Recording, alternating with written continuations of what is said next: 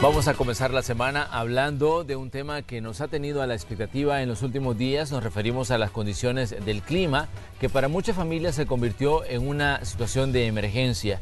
Vimos algunos ríos que se desbordaron, algunas familias que tuvieron que salir de sus casas y evacuar hacia centros escolares, hacia zonas seguras. Pero pongamos algunos elementos en contexto y luego saludamos a nuestra invitada de esta mañana de día lunes. Así se ha mantenido la situación en el país en las últimas 2 semanas. Las lluvias tipo temporal han ocasionado derrumbes, que los ríos sobrepasen su nivel de capacidad y que decenas de salvadoreños fueran desalojados del lugar de donde viven para salvaguardar sus vidas. El pronóstico del Observatorio Ambiental del Ministerio de Medio Ambiente para hoy indica que se espera una disminución de las precipitaciones y que éstas se presenten de manera aislada, de débil a moderada intensidad, principalmente en horas de la noche.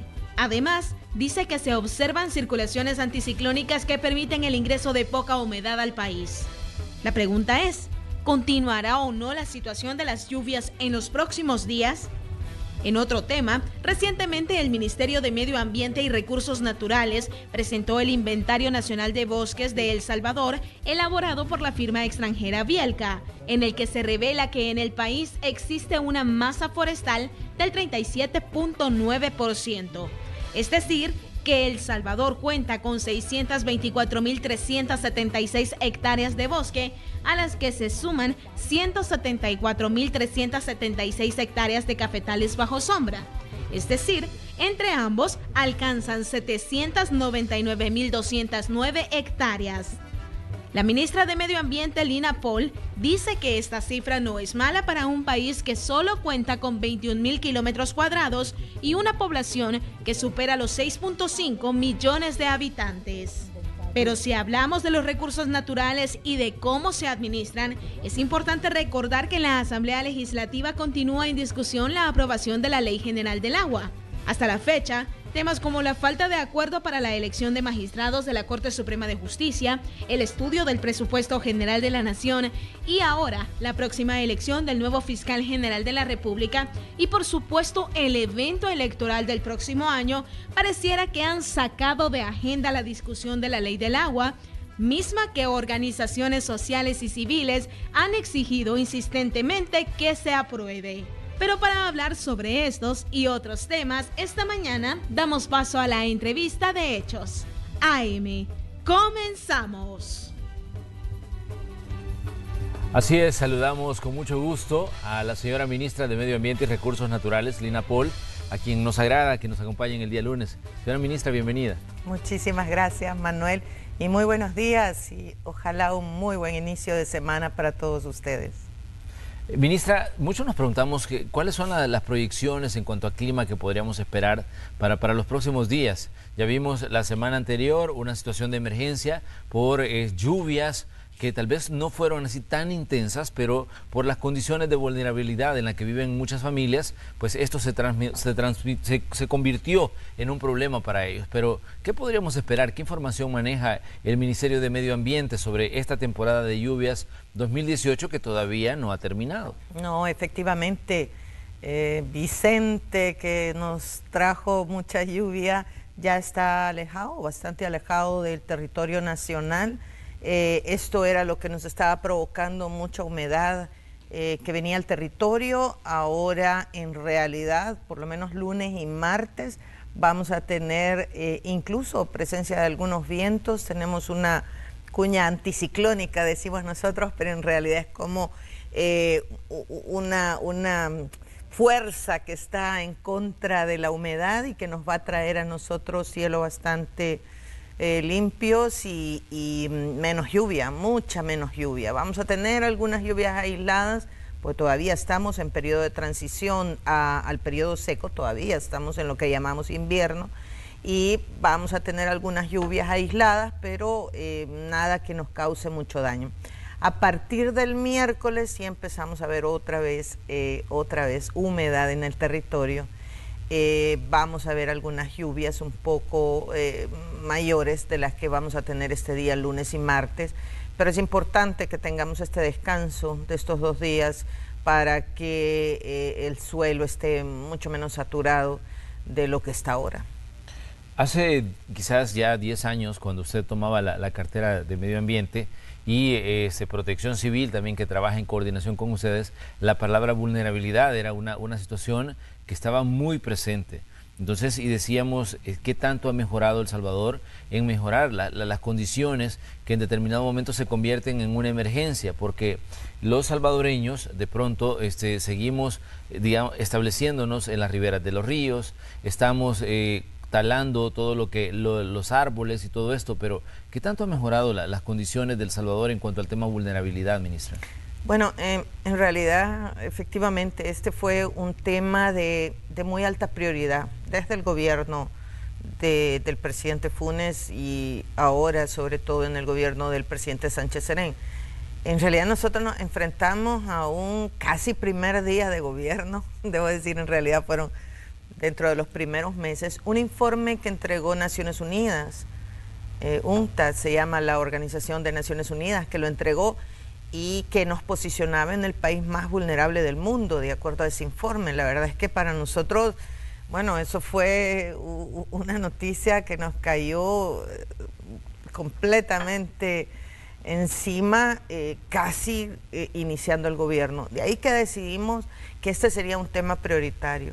Entonces, cuando empezamos a ver, bueno, teníamos un observatorio ambiental, entonces llamado SNET, con gente muy talentosa, muy buena, pero con capacidades muy reducidas para enfrentar este problema. Y un sistema de protección civil, bueno, con un grupo de menos de 20 personas que estaban trabajando solamente en el caso de una emergencia y obviamente no daban abasto. Y esto nos había llevado a ser el país más vulnerable del mundo, además porque estamos en una región muy vulnerable. Para nosotros somos un istmo, entonces dependemos de lo que nos viene del Atlántico y de lo que nos viene del Pacífico, y encima de esto en momentos de cambio climático.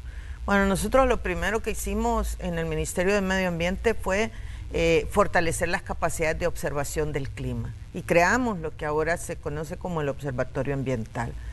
Es decir, fortalecimos y invertimos muchísimo dinero en crear estas capacidades, mejor equipo, más estaciones de monitoreo. Bueno, casi hemos cuadriplicado 4 veces más las estaciones que teníamos en el 2009 a las que tenemos ahora. Estaciones con mayor precisión, estaciones para llevar la información en tiempo real. Lo hicimos también en el Observatorio Ambiental. Incorporamos software y programas y metodologías y técnicas muy avanzadas. Yo recuerdo cuando llegué y fue el primer sismo, entonces existía lo que nosotros llamamos el pitómetro, y eran unas cordeles, en verdad, eran cordeles que empezaban a ubicar el sismo, pero para eso se tardaba uno media hora para poder llegar a determinarlo. Ahora nosotros en menos de 2 minutos ya estamos dando la información. Esto es un programa que tenemos que lo calcula automáticamente con la información que llega en tiempo real de todas las estaciones de monitoreo. Y eso tiene sus implicaciones porque inmediatamente que tenemos el informe lo enviamos a Protección Civil, y ahora Protección Civil ya no es un grupito chiquitito de gente, sino es un grupo muy grande, más de 200 personas que están trabajando en esto, pero además han creado todas las comisiones municipales, cantonales, departamentales de Protección Civil. Entonces, cuando hay un evento, inmediatamente se articula toda esta gente que ha venido trabajando y que trabaja durante los momentos en que no hay una emergencia para fortalecer sus capacidades. Además, tenemos muchísima información, mucha información en el Ministerio. ¿Dónde están las vulnerabilidades? ¿Dónde están los riesgos? El primer informe nacional de los riesgos y vulnerabilidades que fue publicado por el Ministerio demuestra esa gran cantidad de información, estudios, investigaciones para identificar dónde están los problemas, dónde está el peligro y qué hacer para resolverlo, porque no nos sirve solo saber cuál es el problema, sino sobre todo cuál es la solución al problema. Yo creo que hemos avanzado mucho.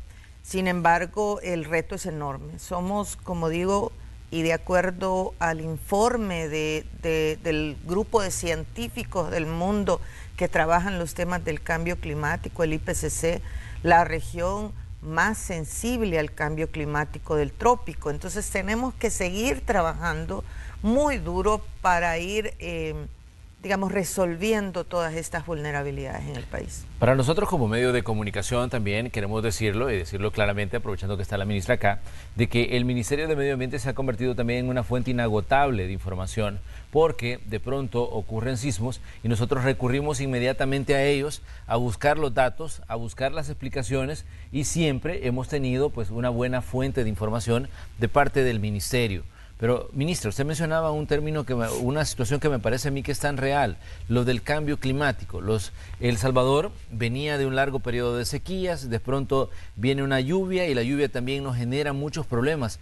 ¿Qué tanto hemos entendido los salvadoreños que las situaciones están cambiando y que ya el comportamiento de las mismas situaciones de lluvia o de los periodos secos no es igual a hace 30 años? Y que todo ha cambiado y que de pronto la situación hay que aprender a entenderla y aprender a vivir con esas nuevas condiciones. ¿Qué tanto lo hemos entendido los salvadoreños? Porque acá escuchamos tristemente a la gente en las zonas agrícolas que dice, mire, o no llovió y yo perdí mi cultivo, o dice, o llovió demasiado y también perdí mi cultivo. Esa es una situación real que imagino que ustedes como ministerio lo han analizado, lo han estudiado y tienen claro cuál es el camino que se tendría que seguir en determinado momento, ¿no? Mira, yo creo que la población por lo menos lo sabe. A veces los tomadores de decisiones o los políticos o los partidos políticos parecen no corresponder a esta preocupación de la ciudadanía, porque claro, en las encuestas de opinión, generalmente los ciudadanos dicen que sus principales preocupaciones es la seguridad, es el empleo, es su situación económica, y no mencionan el tema de cambio climático o el tema de medio ambiente. Y entonces los políticos creen que deben responder a lo que la ciudadanía o las encuestas ciudadanas realmente les están exigiendo. Pero obviamente la gente responde lo que en ese momento, en ese particular momento está sucediendo, pero acaban de pasar un evento extremo, perdieron, por ejemplo, ahora con la gran cantidad de lluvias, puede que se ponga en riesgo algunos sembradíos de frijol. Bueno, la gente si le preguntan en ese momento, les aseguro que en ese momento dirían que esa es su preocupación, pero en realidad es una preocupación que existe en la ciudadanía. Nosotros hemos visto cada vez mayor conciencia. Lo que pasa es que, como digo, no se representa esto. Yo no he escuchado, por ejemplo, o he escuchado a muy pocos candidatos, obviamente el candidato del partido de gobierno, sí he hablado de esto, pero he escuchado a pocos candidatos mencionar el tema de medio ambiente, de cambio climático. Hoy no hay ningún estadista en el mundo, ni uno solo, que realmente no sea un estadista que hable sobre el tema de cambio climático. Nosotros hemos invitado a los candidatos presidenciales a que nos acompañen al Consejo de Sustentabilidad Ambiental y Vulnerabilidad. Queremos como consejo mostrarles a ellos que hay una situación muy grave en términos de cambio climático, que esto nos va a afectar cada día más. Acaba de sacar el IPCC un reporte especial sobre el tema del aumento de la temperatura, y la verdad es como diría, súper preocupante. El informe del panel dice, lo sentimos tal como van las cosas, tal como los gobiernos del mundo están haciendo sus esfuerzos, no vemos forma de que el aumento de la temperatura sea menor al 1.5 grados centígrados. Con los esfuerzos que se están haciendo, incluso estamos viendo probabilidades de aumento de temperatura de 2 grados centígrados. Y eso parece poco, pero la verdad es que ese aumento planetario de 2 grados centígrados para El Salvador es un aumento de 3.5 grados centígrados, ¿Qué significaría, entre otras cosas, la desaparición de las especies de café que hasta ahora tenemos en El Salvador? ¿Qué significaría la desaparición de muchas especies? La pesca se impactaría muchísimo. Entonces el informe realmente es un informe escalofriante. Uno dice, por Dios, así va el mundo, no se están haciendo los esfuerzos suficientes en el planeta y el impacto para países como El Salvador va a ser mucho mayor. Ya lo estamos viendo. Imagínense lo que estamos viendo nosotros ahora, todavía mayor. Más de 40 días secos consecutivos en la zona de oriente del país, eso sería desastroso. Eventos como de estas lluvias torrenciales durante un mes en que no deberían existir estas lluvias, eso es desastroso. Bueno, el informe del panel intergubernamental dice, señores, esto va a ser mayor.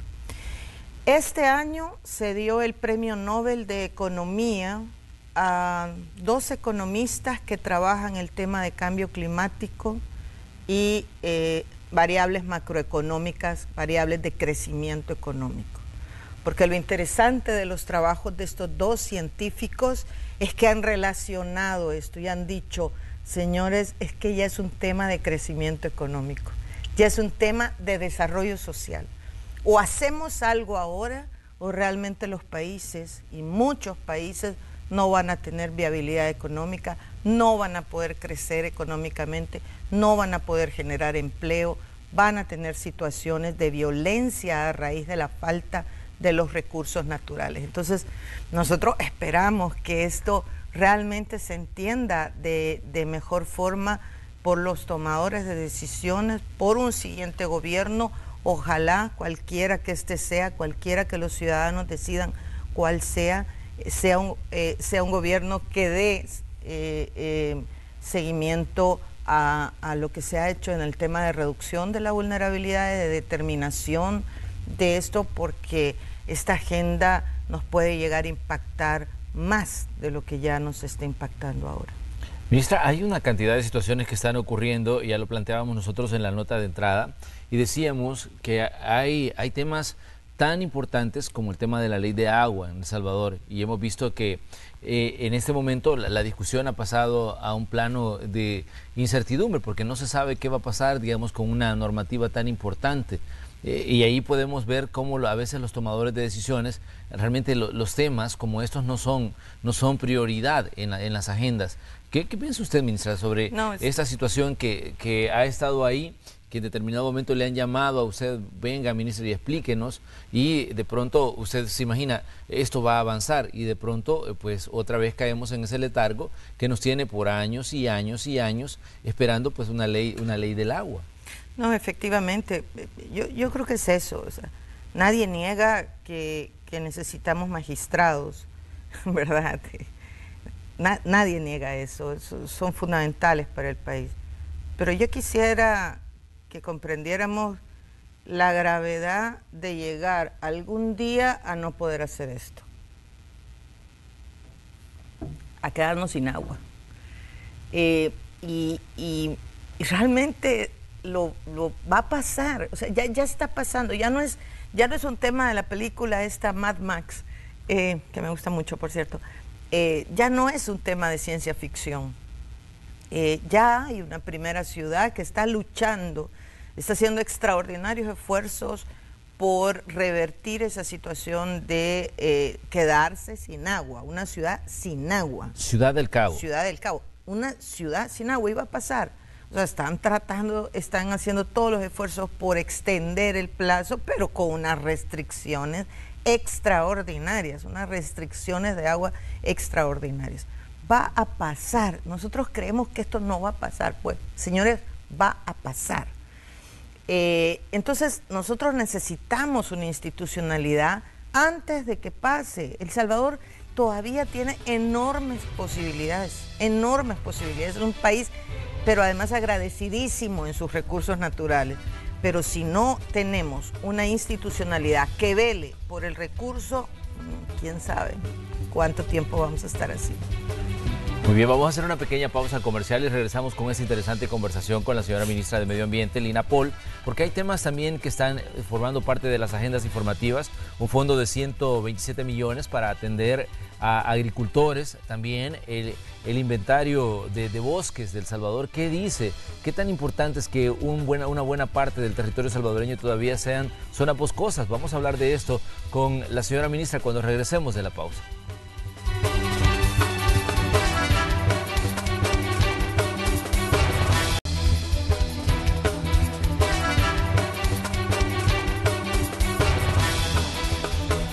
Estamos iniciando la semana hablando de un tema que nos interesa a todos, hablando de las condiciones climáticas que podemos esperar para los próximos días. Todavía estamos en plena temporada de lluvias y hablando también de un fenómeno que está ahí, que está presente, que es una realidad, el cambio climático. El mundo habla hoy de cambio climático y es por eso que también es importante que aquí en El Salvador lo hagamos, y con quién mejor que con la señora ministra de Medio Ambiente, Lina Pohl, que nos acompaña esta mañana aquí en el espacio de la entrevista de Hechos AM. Ministra, hablábamos de una situación real, los efectos que tiene el cambio climático en la producción agrícola. De hecho, esta semana fue noticia de un fondo de 127 millones que viene para asistir a las personas que están sufriendo los efectos del cambio climático y ven como su fuente de alimentación, su fuente de ingresos en determinado momento se pierde, y que ellos pasan a ser de esas familias que están buscando alguna forma de subsistencia ante una realidad. El hecho de que cultivar ya no es, digamos, una forma de vida, considerando los cambios que está sufriendo el planeta, los cambios que está sufriendo El Salvador. No, mira, bueno, esta semana que pasó estábamos súper contentos por ese anuncio del Fondo Verde del Clima. Esto es un proyecto que venimos trabajando con el Ministerio de Agricultura y Ganadería, con FIAES, con la FAO, en el corredor seco de El Salvador, para ser presentado a este financiamiento climático que nosotros hemos insistido que como país vulnerable necesitamos financiamiento de los países que están provocando este cambio climático. Ha sido un trabajo muy intenso. Yo fui en agosto a Corea a presentar la propuesta, a hacer lobby con todos los países, a convencerlos de que debían aprobárnoslo rápidamente porque necesitábamos esto para el país. Y bueno, en reunión ahora, la semana pasada del Fondo Verde del Clima, decidieron otorgarnos este proyecto, un proyecto de donación para el país. O sea, no es un préstamo, es donación para El Salvador. Así es que estamos súper felices. Bueno, no se imaginan, la semana pasada fue una semana muy especial por eso, fue un trabajo muy arduo. Yo agradezco a todos los equipos que estuvieron trabajando en este esfuerzo, a la FAO, porque francamente hicieron una labor extraordinaria también, y tuvimos este buen resultado. Esto ya no lo va a ver esta ministra, pero estaré muy contenta. Se va a trabajar con los agricultores de buena parte del corredor seco en El Salvador. Son más de 50,000 agricultores y un beneficio de más de 225,000 personas, porque se va a transformar, y ese es el objetivo del proyecto, transformar la forma de hacer agricultura en el corredor seco. Cómo los paquetes agrícolas van a dejar de ser estos paquetes agrícolas clásicos. Ahora vamos a llamarles el paquete agrícola plus en realidad, porque tiene muchas cosas importantes, con semillas que sean resistentes al cambio climático, a las sequías o a las inundaciones, es decir, semillas resistentes, con insumos agrícolas amigables con el medio ambiente y que por lo tanto van a dejar de hacernos tanto daño, con prácticas agrícolas. Aquí se va a trabajar en ir sustituyendo el tema de la quema en la agricultura, que tanto daño hace y que evita que exista humedad en el suelo suficiente para las épocas de las sequías, o que hace que las lluvias generen mayor destrozo en este lugar. Se va a trabajar en herramientas de capacitación para los agricultores, en cosechas de agua, cómo los agricultores van a tener agua cuando sea la época de lluvia puedan guardarla, reservorios y demás, ¿verdad? Cosecha de agua. Tiene varios componentes. El Fondo Verde del Clima lo aprobó sin observaciones, esto es maravilloso. Somos el proyecto más grande de todo el sistema de integración centroamericana y El Salvador realmente se siente muy orgulloso de haber obtenido ese proyecto en tiempo récord, fíjense, porque el Fondo Verde del Clima y los países estamos protestando mucho por eso. Está siendo muy difícil para aprobar los proyectos. Nosotros hemos pasado 2 años en la elaboración de este proyecto. Son requerimientos muy grandes los que hay aquí, pero bueno, logramos hacerlo y lograron aprobar nuestro proyecto. ¿Para cuándo podrían estar disponibles estos fondos? Ay, bueno, la burocracia del Fondo Verde del Clima no es menor. Uno cree que las burocracias de los gobiernos son grandes, no se imaginan la burocracia del Fondo Verde del Clima. No lo sé, nosotros estamos pidiendo, estamos exigiendo a los financiamientos climáticos que sean rápidos, que sean oportunos, pero la verdad no creo que lo veamos empezar probablemente a finales del primer semestre del próximo año. Son engorrosos los procedimientos en el fondo. Ministra, pero ¿qué tanta receptividad hay en el sector agrícola de aprender esta nueva forma de cosechar, considerando los cambios que está sufriendo El Salvador? De pronto tuvimos 4 años seguidos de sequía, luego me acuerdo cuando ustedes daban las proyecciones y decían, vamos a tener un invierno que esperemos, o una temporada de lluvias que esperemos nos favorezca la producción agrícola. Sí. O sea, pero ¿qué tan receptivos son los agricultores salvadoreños a la información que brindan ustedes como Ministerio de Medio Ambiente y Recursos Naturales? Sí. Porque es ahí, digamos, donde emanan las nuevas directrices sobre el manejo de cultivos. Mira, yo me he sorprendido mucho al ir al campo y ver las reacciones de los agricultores. Incluso llegué a un lugar a donde tenían una tabla y copiaban la cantidad de lluvia diaria y me decían que la enviaban esta información al Observatorio Ambiental y tenían su equipo, muy rudimentario, por cierto, barato, pero ellos medían la cantidad de lluvia y manejaban esa información y decían, mira, a raíz de que durante un año no tuvimos suficiente lluvia para poder, digamos, llevarla a los cultivos nuestros, ellos habían hecho 2 reservorios. Entonces, la gente lo sabe, la gente está padeciendo estos efectos, sabe la incertidumbre, que es el elemento esencial del cambio climático, la incertidumbre, ¿qué va a pasar este año? A nosotros nos dicen, ustedes se equivocaron en el Ministerio de Medio Ambiente al pronosticar que no iba a haber sequía prolongada. Bueno, no nos equivocamos nosotros, se equivocó la NASA y la NOAA, que es de donde obtuvimos esta información sobre el Océano Atlántico. Y uno dice, no es que se equivocó la NASA y la NOAA, es que realmente el clima está mal, no son los pronósticos, es el clima. Nunca habíamos visto una caída tan abrupta, tan rápida en la temperatura del Océano Atlántico como la que tuvimos este año, lo cual varió significativamente no solo nuestros pronósticos, varió la temporada de huracanes.